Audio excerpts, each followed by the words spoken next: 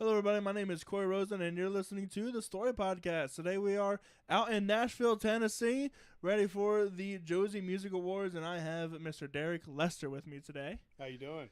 Derek is the founder and bassist of the hard rock band Tattered Sons. Tattered Sons is a Southeastern Kentucky rock and roll band that delivers straight ahead kick butt. Can't really curse on this show. Okay. Kick butt at rock and roll in the form of covers and original music. You won't go wrong booking or seeing them at your favorite venue. You guys just played last night. We did, yeah. How was that? It was a good time. It was fun. It was a great venue. Music. When did you start learning? In 1979, my cousin, who traveled around and lived in different places and stuff, came to me. I was young. And he came to me and he let me hear an album called Highway to Hell by AC/DC. And it changed my life. I said, I don't know what that is, but that's what I want to do. I love that music and I want to do that. And that's kind of been my goal ever since. So how'd you first accomplish that? Well, you know, he played guitar. He was very musically inclined, still is. But he played guitar, and I was always drawn to bass players. I was a big fan of Kiss back in the day. And Gene Simmons just blew me away, man. I mean, I dug everybody else, but Gene Simmons was just the coolest to me. The Beatles, you know, Paul McCartney, man, he just... You know, I just thought, man, there's just something about this cat, you know. Still killing it today, too. Yeah, right. What, 80 years old? Yeah, 80 years old, sold out Camden Yards. I was like, yeah. I wish I went. But, you know, these I was always drawn to it, man. So even at an early age, I love music. But I grew up. I would agree with you. I mean, because at that time, it didn't matter what music you were into. The best music in the world was produced at that time. I will agree with you. That's where I love the Elton Johns, the Queens, the Kisses, everything. Exactly, man. And I mean, like even country music, you know, you had Waylon Jennings, you had Johnny Cash, you had Merle Haggard. That's right. You had all these guys, man, doing, you know, if you were into disco, man, you had Chic, you had KC and the Sunshine Band. To me, 68 to 88 just produced the greatest music. And I'm not saying there wasn't anything before or after that. That's not what I'm saying. But to me, regardless of the genre that you were into, there was great music produced. So much Americana is based on that era in terms of music. Yeah, I mean, you go to a professional sporting event, they play that, you know, like... You hear the Final Countdown. Yeah, you hear these songs, you know, from that era. And to me, I just think that was the greatest era of music. And... So I was blessed to grow up in that. And I started playing when I was about 13. I started performing live at 14. And then when I was 15, I was involved in a car wreck. Oh, no. And I almost lost my left arm from the elbow down. Wow. So, yeah, I got like 900 plus stitches in my left hand. And jeez, I hope they put you under for that. Yeah, yeah. And so, you know, they were talking about taking my arm from the elbow down. So whenever I woke up, I didn't even know if I had an arm, you know. And so that really set me back. But yeah, I can imagine, 'cause that's... you know, once I got healed up, man, I just took off from there. I mean, it's limited a lot of what I can do. Of course, over the years, I've been able to strengthen my hand and stuff. But I just love it, man. And you know, music's a very healing thing for me. You know, music is, and I mean, I know this sounds corny, and I'm not trying to be corny, but I mean, music is just so much more than just listening and enjoying for me. Oh, 100%. You know, it really is. So I had a conversation with a music therapist on the show, and did you know that music is the only thing that lights up 100% of the brain? Really, I didn't know that. Yeah, it's that deep for the humanity, really. I mean, you hear it all the time that music is the universal language, right? And no matter what, from where you are, from where you're from, you can hop along to any sort of tune, right?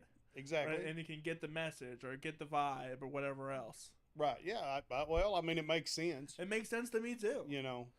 But yeah, man, music's always been a thing for me, and I've always loved it. I love performing. it's just, last night there wasn't a big crowd there.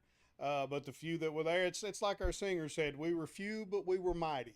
Right. So, well, and then it doesn't really matter what the crowd size is, as long as you give your 100%, because you never know who's in that crowd. You never know who's gonna say, "Oh, I love that band, Tattered Sons. You got to go see them when they come back." right, and exactly. bring out bigger crowds. Exactly, and that's what we try to do, man. Whether there's 100 people, or whether there's 10 people, or whether there's 10,000 people, we try to put on a show that you're going to enjoy. So, are you? So your hand that got affected was your left hand, your fret hand. Yes. I'm assuming you play it that way. Yes. Yeah. Right. I'm going to ask a question. I hope I'm going to try to word it right. Okay. What are some still techniques that you're still working on to improve your left hand? Well, I try to stretch my hand a lot. Okay. But because of all the damage and everything, because it cut all the tendons and all that stuff. So, of course, that's also been, almost 40 years ago. Right. So, but I still try to stretch it, and I still try to just keep it strong. So like before we play, I will, do the, where you just kind of squeeze the hand, and do it in both hands, and just different things throughout the day while I'm at work. I will stretch my fingers apart and just different things. And I do it now. I don't even realize I'm doing it. It's just been much. It's just subconscious. Yeah. That's fun. So, That's nice. So getting back in the day, what was your go-to cover, or were you already doing singles at that point? No, whenever originals, I should say. When I first started, I mean, I just done covers. Okay. When I started playing live, I was and so on. I became friends with those guys, and those guys were they were big mentors to me. They helped me out, and they kind of guided me, but they liked the way I played. I played bass a little different than most people in my area. Okay. Now, where I live in Monticello, Kentucky, it's a little bitty town. That's a word and a half. Yeah. It's just a little bitty town on Lake Cumberland, in south central Kentucky. And, the truth is, they're just, of course, then we didn't have internet. Right, of course. Right? There wasn't any of this stuff. Yeah. So, you learned how to play by what you heard. And but I was always a fan of guitar players too, right? Okay. So I was doing things. I was like, now wait a minute. Okay, so I got 4 strings, but can I apply those same techniques to the bass? Yeah. And so I just started trying different things. Like I tried playing slide bass. I just and now, by no means am I saying that I invented it. I did not. Right. But I'm just saying that, these were just, I didn't know any better. Right. Because there were no rules. And if there were rules, I didn't know them. Right. And so I just played bass differently than a lot of guys did. And so when I started playing in bands that, like, there wasn't a lot of keyboard players around. Okay. So I had to kind of fill up keyboard slots. So I started playing a lot of chords and stuff on bass. Nice. So from an early age, and it wasn't out of anything other than necessity. Right. Mm-hmm. They were like, "Look, dude, you need to fill up this empty spot." So I stayed busy doing that. But these guys, we played in bars and we done covers. It was standard state line bar cover stuff. A lot of country and southern rock, which I grew up listening to. Loved all of it. And didn't really start writing until I was about 14, 15, right before the wreck, I guess, whenever I wrote my first song. And it was a song, me and I was playing in a 3-piece band, me and my cousin, who kind of turned me on to all this, and a friend of ours, a drummer friend. And we were sitting in my mom and dad's basement, and we wrote a song, and we was like, we need to write something. We need to be original. We need to write a song. Okay, what do we want to write a song about? Well, the only thing we could write a song about, the only thing that we really liked was girls. There you go. So we wrote a song, and it was called Girls, and and that was it. And so I've always kind of tried to write something I wanted to be, but I didn't start releasing anything until probably about 90. I think the first time I recorded any of my music that I had a major hand in writing was probably 96 in a band called Off Road. And so, where do you think from when you started to now, what do you think is your biggest improvement in terms of writing? Man, I don't. God, I hope I've gotten better. But I'll tell you though. Now, like, okay, so like out of the songs that's released, Backwood's not released yet. I'm sorry, it's getting ready to be released. I think November 20th we're going to release it. So there's a shameless plug. Go for it. The song "Walking Shoes" was written and recorded in '96. Okay. The song "Your Love Is a Rumor" was written and recorded in '96. Obviously, we've revamped them a little bit since then, but those songs have kind of been around. So Tattered Sons has been around since '96? No, okay. No, that was the band. Whenever I formed Tattered Sons, Tattered Sons really started in 2019. I retired from a job, and I had to. Well, I mean, I was a police officer, is what I was. So I left the police force, and I told my wife I wanted to get back to playing music, because I was actually living in Dixon, Tennessee, just right outside of Nashville here. In the late 90s and playing down here professionally. So when in 2000 I moved back to Kentucky, married my wife, we had a family, we've raised 5 kids together, and whenever I told her, I said I want to get back to playing music, she said, yeah, I think you should. So I have the greatest wife and support system. Yeah, great support, So that's really when Tattered Sons started, but I wanted it. Here was my goal with Tattered Sons, and I would like to think that we are accomplishing that goal. Going back to that era of music, the great thing about that era of music that we were talking about previous, when you heard in a rock genre, on rock radio, you'd hear Bad Company, you'd hear Foreigner, you'd hear Styx, AC/DC, whoever, right? Insert band name here, but they all sounded different. Yes. Right? So when you heard Foreigner, you knew it was Foreigner. When you heard Bad Company, you knew it was Bad Company. Yep, they all had their sound. And each song sounded different than the one before it. Yep. So when you heard, Hot Blooded, then you knew that immediately. And then whenever you heard Feels Like the First Time, you knew that one immediately. It wasn't, it wasn't where does one song end and the other begin. Excuse me. So that's what I wanted. I wanted to create something that harkened back to that era of music. And I feel like we've done that. I feel like Tattered Sons has a unique sound, and I think each song sounds differently. You can hear the influence. And, to me, I don't think that's there's 12 notes. Right. Yeah, right. What else are you gonna do with it? You know what I mean? And so many pedals on you can put on your guitar. Exactly. And an A is an A. In Siberia, Russia, right? So so my thing is, let's just write this music, let's put it out there, and let's put our spin on it. Let's not be afraid to show our influence, but I don't want to directly rip off. Sure. And I want each song to sound different than the one before it. When you hear Walking Shoes, it sounds different than Mr. Big Shot, than The Devil That You Know. You know what I mean? And that was just important to me. So I feel like we've accomplished that. I would agree. No, I was listening to the Spotify up here because I had so many hours to do so. And the one that really stuck out to me, because I've been using it in my Instagram a lot, is Your Love Is a Rumor. Yeah. That's we got our newest video. Yeah, tell me a little bit about that one. Well, I mean, that song is 14-year-old Derek getting a whole lot different than 53-year-old Derek. Sure. No, it's a song that was written, like I said, about 96. I was seeing a girl that, bless her heart, I thought I was crazy about her.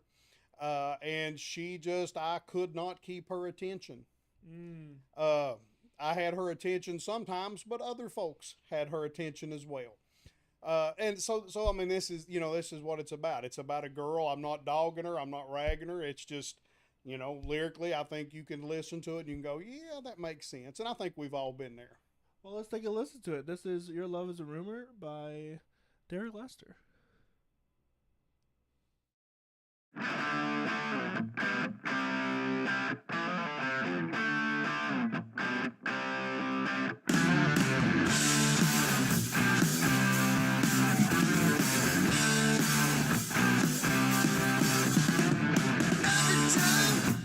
Turn my head. You think I'm looking for you? Let me once, then out of my bed. What else can I do? You build me up like you can't get enough. Then you run and hide. Take a stand, let me be your man. I'll treat you right. Chasing what I can't find. Your love is one of a kind, and I'm missing you. Your love is a rumor, baby. I'm going out my head. Your love is a rumor, baby. Like a story to tell. Your love is a rumor.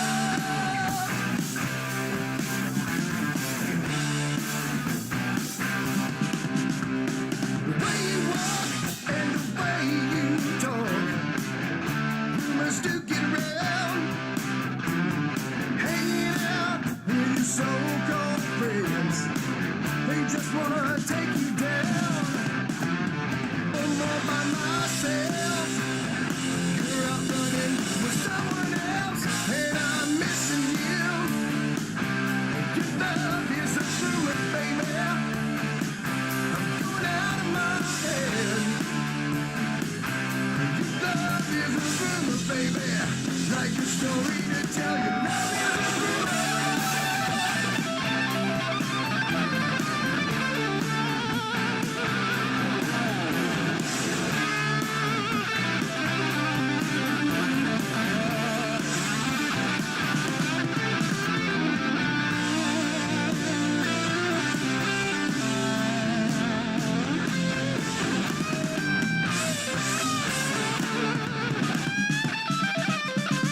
I'm losing you.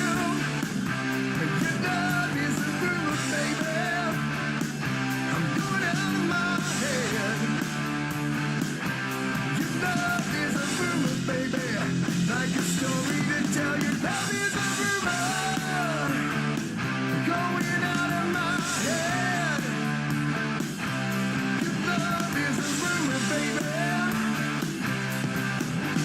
Like a story to tell. Your love is a rumor.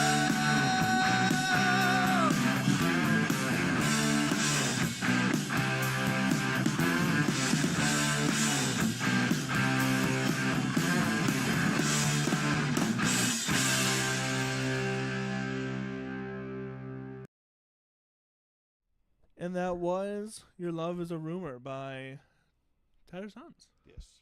So, we were kind of talking about this during the break a little bit. How do you, as a band, write a song versus for yourself?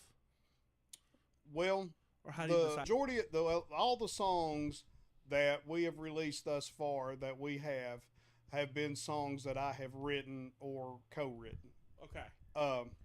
Like the song That Shine, my son JW, who plays guitar with us, wrote that intro lick, and then I kind of took it from there. And whenever we when we recorded originally, it was with a different drummer and singer than we have now, and so whenever we brought that to the band, Tim Dial, our singer, wrote the lyrics that are released. But generally speaking, I don't really write a song. If I start writing a song, It's not like with the band in mind or whatever. I write in a weird way. Some guys can sit down and just write songs. Right. Then that's great. I wish I was that guy. That's very nice.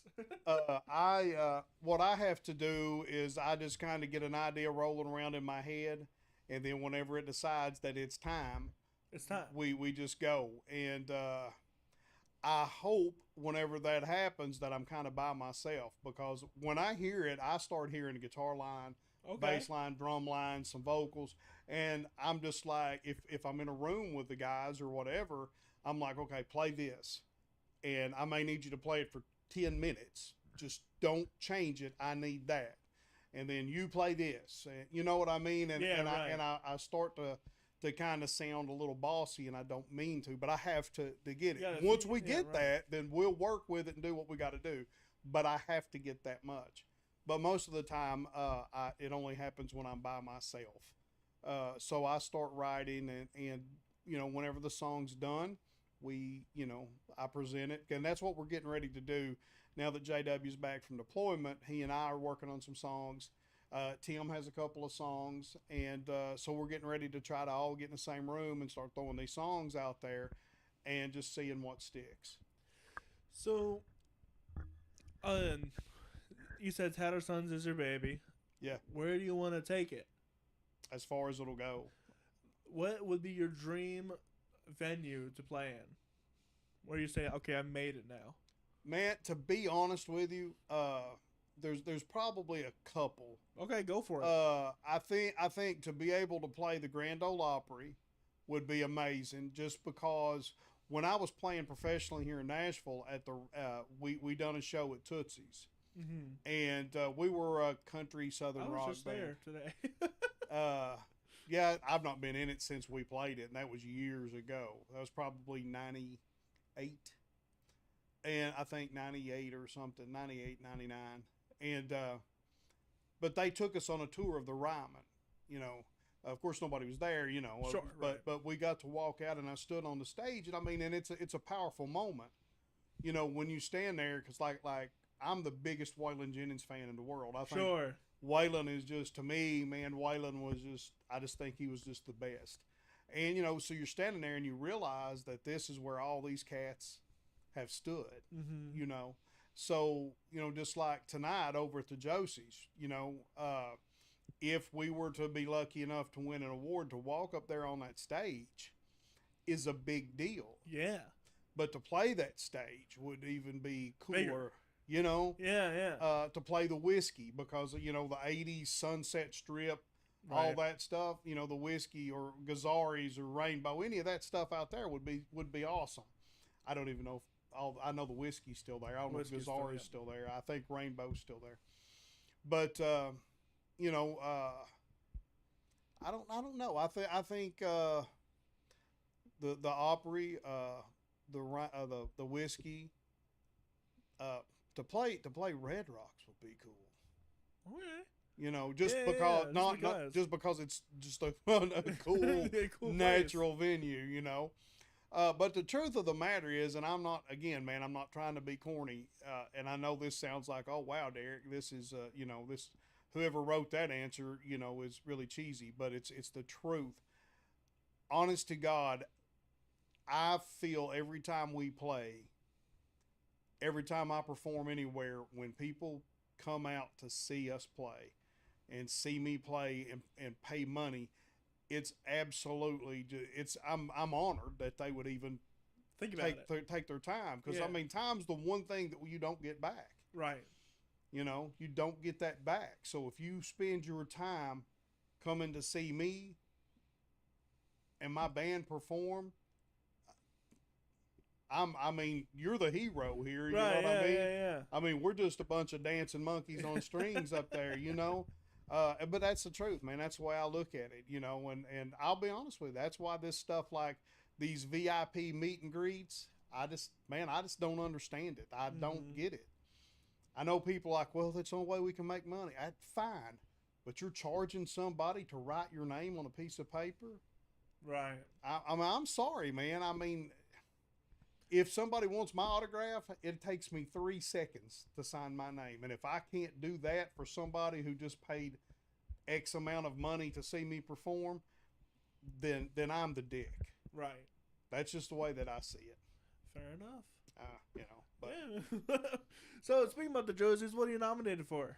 So we are nominated for Rock Band of the Year. We were nominated for that last year. And we're nominated for Rock Band of the Year, Josie Alum, tonight.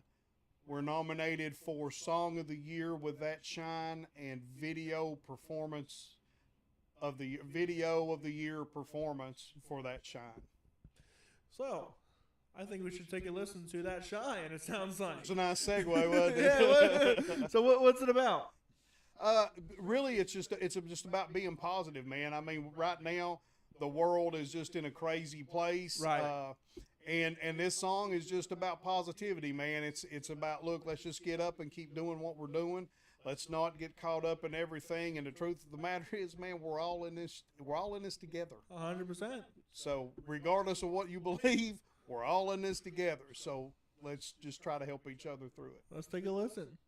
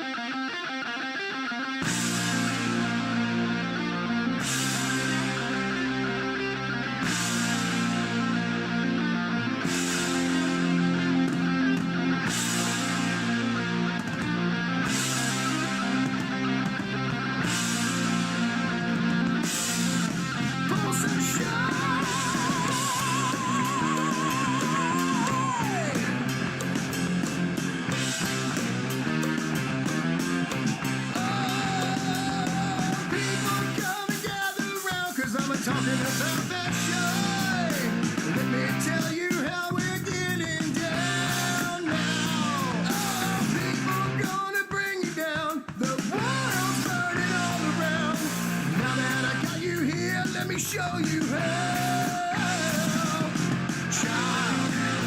There is a power. It's yours and it's mine. Shine.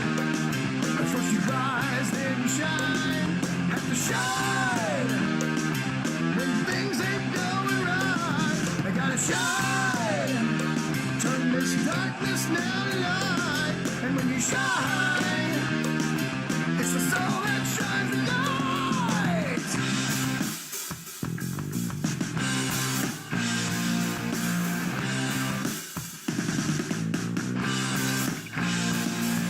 The TV's on, you're doing what you're taught.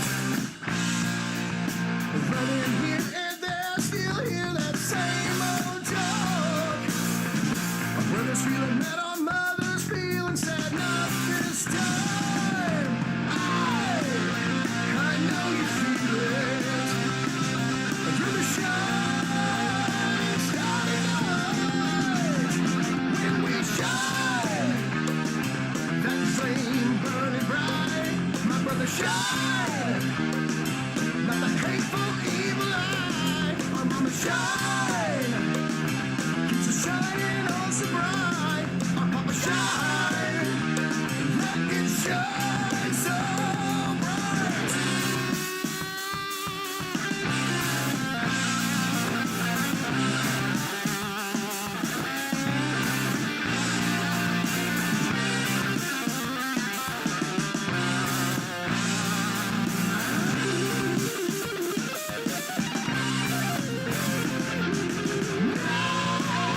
This is the time. We have the light. Now shine, my people, day and night. Shine, I'm feeling good, I'm feeling right. Shine, turn on that hot light. When you shine, the way we shine tonight.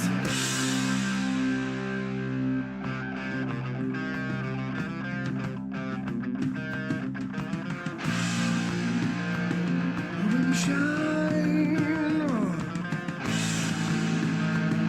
have to shine.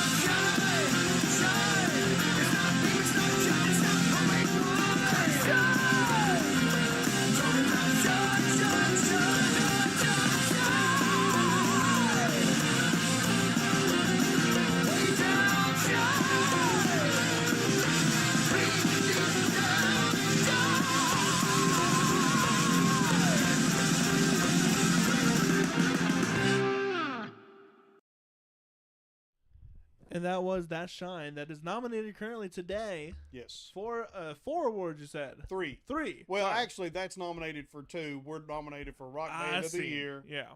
And then That Shine is for Video and Song of the Year. Well, I hope you win and be able to walk up down that stage for you. Well, I appreciate that, man. Yeah, that'd be cool. But now you're nominated. I am nominated. That is correct. That is why I'm here. See, so it's possible that we could both be going up That's there. right. Yeah. I hope that's the case. Yeah, I hope that is the case.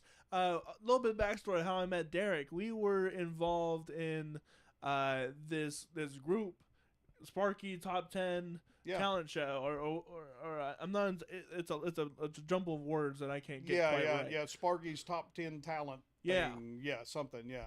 And we met through that, and I had reached out to the group chat saying if I'm going to head up to Nashville or I do orchestrations of different pieces, because that's where my background is. I'm a film composer. So I write for film and stuff like that, and I think it's really cool to take, originals and make them into a more cinematic piece that maybe you can go out and sync and license to movies, because that's where the real money is at. True. That's what I want to get into. We definitely need to talk. Yeah, sure. I would love to do that. But that's how we met. I was like, okay, I do not like doing Zoom interviews whatsoever. I hate it. I hate it with all my heart. And I know that has limited my opportunities in some aspect, but I'd rather do it in person. I was like, and I said, hey, are you going to GMAs by any chance? And you said, yeah. And I was like, that sounds great. Let's make this happen. And here we are. And I got nominated for a orchestral remix that I did with my friend Ruddy Turnstone. Right. So I did pretty well. That's it. Yeah, it's a big deal to be nominated. I know that the Josies it's not the Grammys and all that, but it's kind of the Grammys of the independent artist. Right. It's got to be a big deal to rent out those buildings. That's not chunk change. Yeah, exactly. And to even be nominated, truly, I'm honored that we've been nominated. No, I am so incredibly honored. I'm so excited to be here, and even if I don't win, we were talking about this before the show. It's just going to be a fun time meeting great people. I hope to see you on the red carpet. Maybe we can get a picture. Yeah, absolutely, man, absolutely. We're going to get over there. I think we're going to try to get there about 5:30. I got there last year early. And I learned a lesson. You're going to be there for a while. Oh, yeah. So don't get there too early. You know what I mean? Right. Because we were there for a while, and it's just like, oh, my goodness. So we're probably going to get there about 5:30 or so. So that way we'll have enough time to do the red carpet and to see some people and speak to some folks and all that. But not so long as to we're already beat down before we ever get to the show. Yeah, I do that to myself because I run this podcast, right? And so I have 2 jobs. I've got to do press for myself and my music, and I got to do press for this. Right. And go around and interview some people. Kids say what's your favorite song you ever wrote? And what's your favorite song you ever wrote? For me, for you, man, I don't know. It's a hard question to pop on somebody. Yeah, I would say, and this, it's not because I think it's a better song than anything I've ever written, but I wrote a song back in 95, 96 called Rebel Son, and it was right before I came down to Nashville to play music. And I was raised up by my grandparents, and in a little old baby farm, in a holler in Kentucky, and I went, and this was my way of telling them that I'm going to be going down to Nashville. So I wrote it from the perspective of a soldier in the Civil War. So the Rebel Son, I'm from Kentucky. Sure. So in Kentucky, Tennessee. So, people are like, oh, well, then, you believe this. No. That was part of growing up. The Confederacy is what some of my family fought in. Right. You know what I mean? No, I got that dual heritage too. I got people that my mother's side is from Texas, so you go. We got some Confederate soldiers over there, and then we have some Union soldiers on my dad's side. There you go. So, but I mean that's just your heritage. It's just my heritage. Yeah. But that's what it is, and that song we started to dedicate that. And that's not been recorded and released by Tattered Sons, but it was recorded and released previous, and we started to dedicate that song to our law enforcement, our first responders, and our military, because the song's about being a part of something bigger than yourself. Right. And so that song started to kind of take off on its own, and that's the first song I've ever written where I had the crowd sing it back to me. That's cool. And when that happened, we was playing in front of a crowd of about 750 people. Not a huge crowd, but a good crowd. And we were in this little sold out hall, and it starts with a bass intro. Oh, nice. And as soon as I started playing it, people they known about the song. People were standing up and saluting. Oh, wow. And it was an awe-inspiring moment. So that, I guess, for those reasons, that would probably be my favorite song that I've written. Well, that's a really cool experience. Oh, it's awesome, man. I'm sure as soon as you saw that, you were getting chills all over the place. I had to stop playing. I mean, I really did. I had to let everybody else just kick in, and then I had to stop for a minute because it was a very overwhelming experience. So, talking about police officers and that you were one of those, tell me one of the most entertaining stories. Oh, wow. Because, the military gets into some trouble, so do cops. Man, there's a lot of experiences. I started police I started in October of 2001. I grew up. That's right before 9/11. It was right after 9/11. Oh, you're right. Yeah, it was. Is that why you chose to sign up? I always wanted to be two things in my life. Okay. I always wanted to be a rock star, and I always wanted to be a cop, right? Since I was a little boy. So whenever I left Nashville and moved back to Kentucky and got with my wife, and we had started to see each other while I was playing down here, and I moved back, and she and I decided to get serious and everything, so we done that. I told her, I said, I think I want to be a cop. And of course, she's like, well, I don't know what's wrong with you. But I was lucky enough that I was hired on the sheriff's department.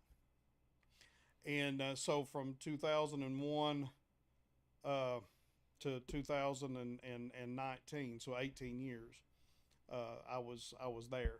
And my last 10 years of it, I was the detective at the city police department. But I had countywide jurisdiction, so I pretty much worked everything within our county, even for the sheriff's department, and a lot of times.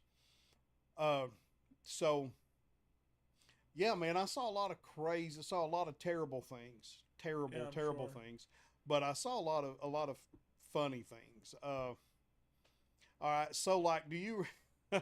I shouldn't tell this because some of the guys are still working. Well, I won't mention their names. So. Do you remember, have you ever seen the show Super Troopers? I have. Okay. So all in that. So it became a thing for me and some of the guys I worked with we didn't do this to hurt anybody. We done it all out of fun. It was all out of jest. And, like if you remember in the movie, they done that Pete and repeat, right? So, where an officer walks up, asks for his license and registration, gets him, and then he walks away. Another officer walks up and asks for license and registration and And so we done that one night. We didn't write the boy a ticket. We just done it for fun. He laughed, we laughed. It was all in good time, all in good jest, and that's those were fun times. There was, I don't know, man. I mean, you just see so many things that, I don't know. I guess I'd have to sit down and really think about it, But yeah, there was a lot of good times. There was a lot of bad times, or bad things. But you know, the truth of the matter is, and I know the police are getting beat up across the country right now. Some of it's deserved. Oh, some of it's 100%. Some of it is deserved. I'm not doing, but I'm going to say this, man, and you know what you get a lot of is a lot of Monday morning quarterbacking going on. If you've never answered a domestic call by yourself at 3 a.m, you really don't know what you're talking about. And you really don't have a really valid opinion until you get all of the story. So that's what I'd recommend anybody. Like I said, man, I watch these videos on YouTube. I watch it all the time. And I see these cops and I'm just like, Jesus Christ, dude, you're what's wrong with this, you know, because you're doing this the wrong way. Yeah, some people just have a power complex. I agree with that. And that a lot of bullies become cops sometimes. Absolutely. And they start bullying other people. And absolutely. And for that reason, those guys don't need to be there. No, they don't. And they need to be held accountable. That's right. But there's more good than there is bad. Oh, 100%. Like, small town U.S. because everybody knows each other. Yeah. So if some cops does someone wrong, guess who ain't getting served at the diner? Yeah, exactly. Well, you know, I said it all the time because, like, I policed and so I said the truth is one of the best things about, you know, being a police officer in your hometown is you know everybody. You know everybody. The worst thing about policing in your hometown is you know everybody. Knows you know everybody. Yeah, you know, yeah. so you see all this. But yeah, I mean, my advice to everybody is just quit. You know what I mean? Before we crucify these guys, let's just get all the answers. Let's not just take what they're saying. The initial headline comes out and don't wait for the body cam footage. Yeah, exactly. You know, don't you know, and just stop and think for a second. Think about it logically. You know, because a lot of these cases. And I won't go into them, but a lot of these cases that I've seen that have been big national and world news, the truth of the matter is wrong. It's just wrong. Mm-hmm. It's just as wrong as it can be, and it's all being politicized. Yeah. Don't fall for that. One way or the other. I don't care which way. Yeah, 100%. The media is there to divide us. Absolutely. And to make money. Well, and there it is. But, you know, let me just say this. And I can prove this. Anybody can prove this. It's not just me, but anybody. If you can talk, if you speak, you're breathing. Right. So we'll just leave it at that. So, but yeah, I was an officer for a long time, and I loved what I done. And politics got involved, and I don't do politics. I just don't do that. So I thought that it was time for me to step aside. So I did. And took about a year off. Like I said, in 2019, May of 2019 was when my last day. And I took about a year or so off and just started to form Tattered Sons. And we was just starting to go whenever COVID kicked in. So I don't even count 2020. Right, yeah. You know what I mean? I think that's a give me for everybody. Because right, yeah. I think everybody lost, you know, a year there. Yeah, man. You know, it's been an experience. All right, well, we got one more song. Walking Shoes. Tell me about Walking Shoes. Walking Shoes was from '96 by the band Off Road. It's a 3-piece band. Myself, a guitar player and a drummer. Guitar player done the singing. He's the guy who kind of created this song. I don't take credit, that ain't mine. He's the guy who kind of brought this song in, and you know, we then he and I kind of worked it out and hammered it out from there, and at the time, but it's basically just a song. It's just a rock song about music, man. It's about traveling around and playing music, you know. Well, let's take a listen to Walking Shoes, shall we?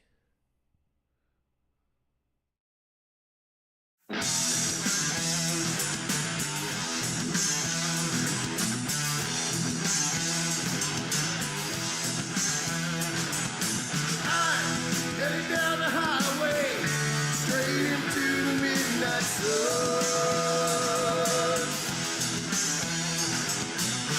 You best get out of my way, man, I'm a son of a gun.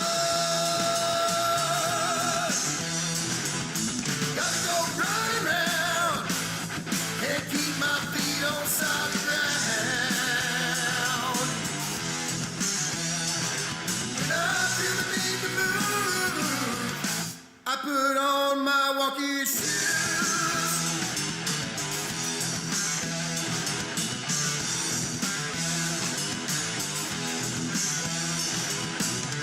I got nowhere to go now. I got no place to rest my head. I'm just a victim of the road. I'll be running till I'm dead. Don't try to tie me down. I'll just leave this one horse town. I knew I was born to move, and I put on my walking shoes.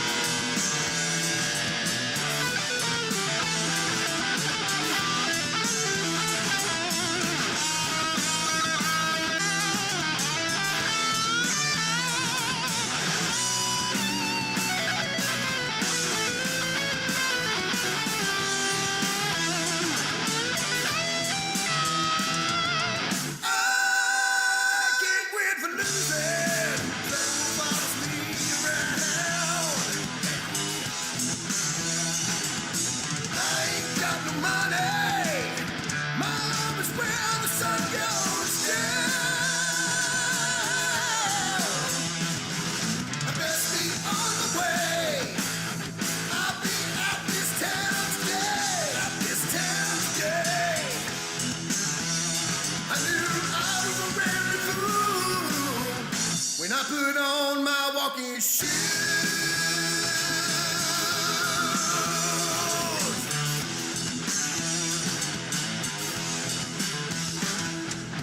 These walking shoes.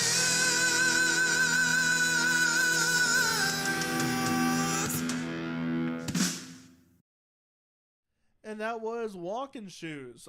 I'll tell you what, you've been one of my favorite bands from Kentucky, I think. Well, thank you. But then again, I don't know many bands from Kentucky. Okay. Well, thank you anyway. No, I mean it. I've been listening to these songs all up and down the airport because I've been using Your Love Is a Rumor as some of my reels because I really, really like that first riff that comes in, and I love the way the drums come in. I love the way it's orchestrated, even though it's not really an orchestra. But I really do enjoy it. I really enjoy your work, man. Thank you. I appreciate that. I really do. What can fans expect coming up soon? Well, now that we got JW back, we're I won't call it pre-production because that makes it sound way too whatever it is. It makes it sound too organized because it's not that. Right. It's anything but organized. No, we're JW and I are writing some music. I've got a couple of songs that's been hanging around that I'm going to present to the guys.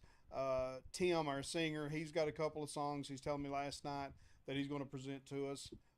And then JW and I've got we got about 3 or 4 that we're working on, and we'll get in there and we'll start to hash them out, and hopefully we'll have some more recordings in 2025. There you go. Isn't it crazy? It's almost 2025 now. Yeah, it's insane. I remember last week was September, and then the week before that was June. Yeah, exactly. It's gone so I can't believe it's. Well, almost November. we're in November, you know. Yeah, it's almost November. You know, and I don't know, man. I don't know.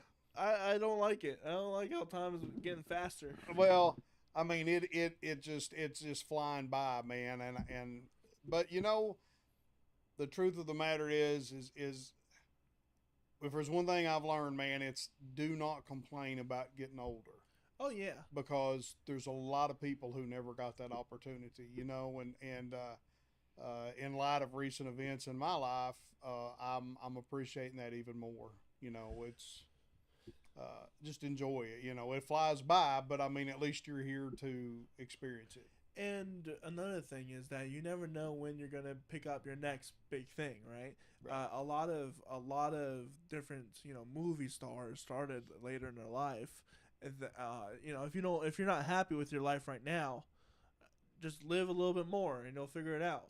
And Right. especially with songwriting, oh my gosh, I've written some songs like, you know, 5 or 6 years ago that I'm 25.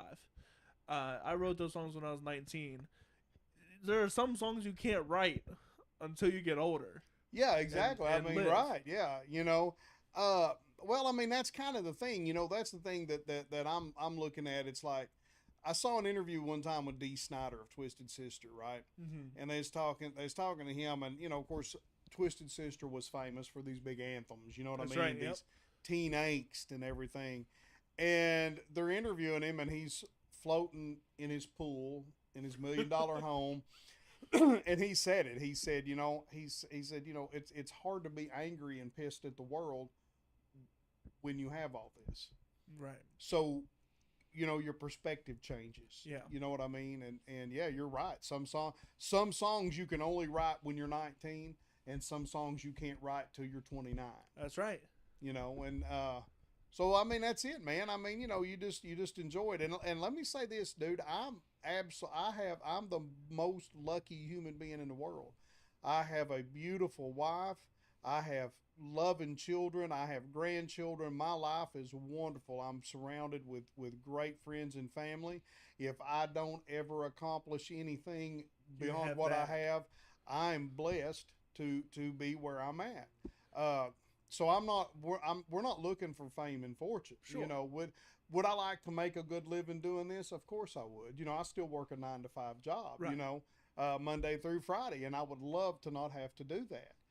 But if I do have to do it and just keep doing it like I am, I'm That's okay okay with too. it. I'm okay with that. Yeah, and always defining success is what you should define for yourself. You never should let anybody else define success Exactly. for you. Exactly. Because having a family like that is a ginormous success, no matter which way you look at it. Right. You have built a legacy that will outlast you, and you Absolutely. have built a love that will outlast you. Right. And that is the core of humanity, right? Right. Is to keep going and bring your legacy to new generations, which you have done. Well, Congratulations. well, thank you. Well, I mean, you know, think about it. I mean, like my middle son plays in the band with me. Mm-hmm. My youngest son, he's a musician. He plays he's a great bass player. He plays in a local band. We do a lot of shows together as often as we can. You know, these guys, you know, my other children, I've got an older son and then 2 daughters, and they come to shows. Their kids come to our shows. That's awesome. You know, and they hang out, you know, I mean, man, I play music with my friends and family. Yeah. Ain't that much better than that? No, it don't get any better than that, you know. Well, thinking about some good times, how about what is some of the worst things maybe that's ever happened to you on stage, or maybe some of the funniest things that's ever happened to you on stage? Or most embarrassing? Well, I'll tell you, there's an embarrassing one, and I don't know when this was. Years ago, I was playing down at a place down in Tennessee, and it was a show. The band I was playing at the time, we were really wanting to get this gig, so we got the gig. Well, I didn't have any money. I mean, you know, I don't come from money. I don't have money now, but I had went, so I couldn't afford a wireless. Sure. So I went and I got 100-foot cord, right? Right. 100-foot cord because I had a big stage. Right. And I thought I'll run all over this stage. It'll be fine. You know, it'll be fine. So I'm up there, man, and we're playing, and I thought, man, you know, I don't know why I started doing this because I don't think I'd ever done it. I know I had never done it before, and I don't think I've ever done it since. And this might be why. But I started to do spins. Oh. Right? And there was a band playing with us. They were some of the older guys I was talking about, you know, that had kind of taken me under the wing and stuff. And so they were there with us. And they were doing, he was the drummer of that band, the older band, was doing sound. Right. And what he does today, Pro Audio Video, one of the biggest sound companies in the eastern United States. Amazing guys. Anyway, the owner, Danny, He's been a friend of mine for many years. Danny was telling me, he was like, man, that looks great, and everything. So I keep doing it. So I had been going up on just like raising one leg and doing these spins. Well, I guess I didn't get my leg up high enough. So my cord, what nobody told me was this cord was wrapping, and slowly, it was 100 foot. So I had all the room in it, right? And I didn't feel it. And there I go, man, just boom. I didn't. No more spins. No. So I know I'd never done it before. I don't think I've ever done it since. I play wireless now, but I'm still not going to do it. But now another time, it wasn't me, but there was this catwalk. We were playing a show, and one of the guitar players we were on the floor, but there was also a stage, and so there was from the floor, there was like 3 steps up, and then the stage, and a catwalk. But the floor was being used as part of the stage too. You know what I mean? Mm-hmm. So I was on this side of stage right of the catwalk. Well, he was playing, and he's showing off a little bit, and there's some girls that he's trying to impress, right? Because it all comes back to girls. Every stupid thing that's ever happened in my life.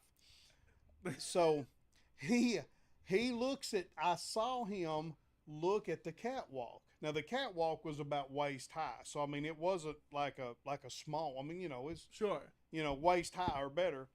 And so he's got a guitar, just had bought a brand new Gibson SG.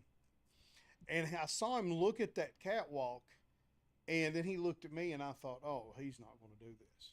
But he tried it. He took off running and tried to jump up on the catwalk. Well, it caught about his waist, and he just slapped the stage.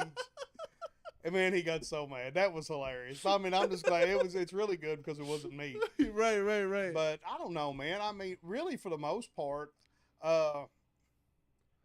I mean, other than just like obvious mistakes and stuff, stuff like that. Stuff. I mean, it's not been anything crazy, but it's fun though. Yeah. I mean, every time you perform, it's fun. So if something does happen, you just laugh it off and go on anyway. And that's what you got to do. You can't get in your head about it. And if anyone says, "Yeah, you had a great show," and you messed up, the correct answer is, thank you. Exactly. You don't tell them that you messed up. Exactly. Because the audience doesn't know your stuff. If you didn't see it, it did not happen. It didn't happen. That's right. Unless somebody videoed it and there you are. But see, that's the good thing about back in the day. Everybody didn't have video. So, well, I got one more question for you, and then we'll send you off the way. What is one technique that you're still working on? Am I playing? And related to your playing and related to your life, what you working on? In my playing, I'm still, man, there's actually a couple. I mean, I'm still trying to work on some 2-hand technique stuff. Some tapping. Yeah, I do some tapping and, with some chord work and stuff, and my speed, my speed, I've really slowed down a lot and I'm trying to build it back up. I don't know if I can or not. I'm not a slap bass player. I'm a rock bass player from the influence from late 70s and 80s and stuff, so I love slap players, but I can't do it, so I don't even try. That's a good limitation to know what you can do and know what you can't. Yeah, I mean, I'll be the first to tell you, it's, and the truth of the matter is could I probably do it? Well, of course I could, you know what I mean, if I wanted to sit down and work on it. But the truth is it's not my thing, right? So it's not interesting enough in that aspect for me to do that, because there's guys out here, these cats out here that are doing it, they kill it. So I don't even need to try to get in that, you know what I mean? I mean, I'm just trying, I play 4 strings. I play a 4-string bass. I don't play effects. I'm a simple bass player as far as that guy, that goes. I'm just that guy. I play busy sometimes. Sure. It's just a new lesson. On the way over here, I was telling my sons on the way over here, I said,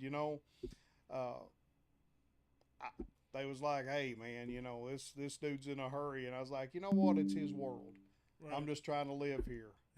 And, and I said, and that's just, I'm trying to to take that attitude with Well, yeah, everything. because you know, you could take that so many other worse ways. Yeah, I mean, I really am. I'm just trying to lay back. I'm struggling with it, you know. But it's like I told him. I said, you know, the journey of 1,000 miles begins with one footstep, Right. and so it's a long journey for me. But I'm trying. I mean, it's just, you know, it's just relaxing and just, you know, understanding, man, that there's so much out of your control. So let it be. Shake it off and move on. You know, don't live where you have no control. Oh yeah, 100%. And don't live in the past either, because you ain't got no control of that either. Yeah, it's done. It's done. You got to move on. It's too late. Yeah.